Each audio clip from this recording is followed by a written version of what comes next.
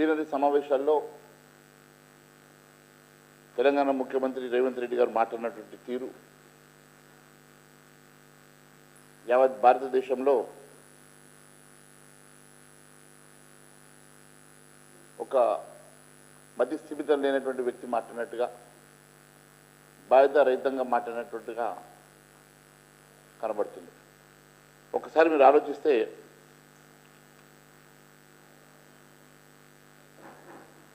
కేవలం మన పదవి కాపాడుకోవడం కోసం మాట్లాడినట్టుగా, రాహుల్ గాంధీ మెప్పు కోసం ఏదో మాట్లాడాలి కాబట్టి ఒక విమర్శ చేయాలన్నట్టుగా విమర్శ చేస్తూ ఉన్నారు. కానీ నిజంగా రేవంత్ రెడ్డి మాటలు ఒక బుడ్డర్ ఖాన్ మాటలు లెక్క, ఒక బుడ్డర్ ఖాన్ని తలపిస్తున్నట్టుగా మాట్లాడుతున్నాడు.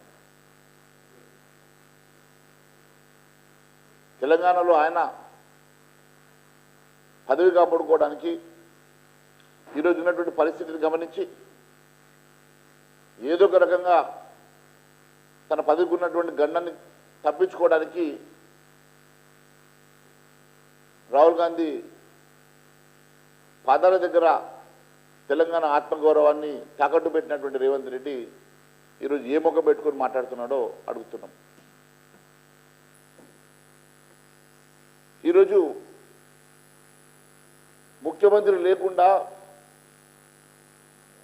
సెక్రటేరియట్లో మంత్రులను అధికారులను సమీక్ష చేసినటువంటి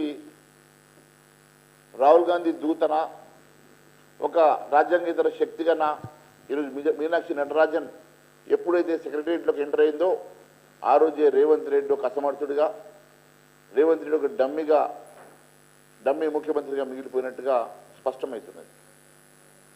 ఎప్పుడైతే ముఖ్యమంత్రి లేకుండా ఒక అజాత వ్యక్తి సెక్రటేరియట్ సాక్షిగా రివ్యూ చేయడం అంటే గతంలో ఎన్నడూ చూడలేదు. ఇలాంటి సందర్భాలు ఏ రోజు కానరాలేదు.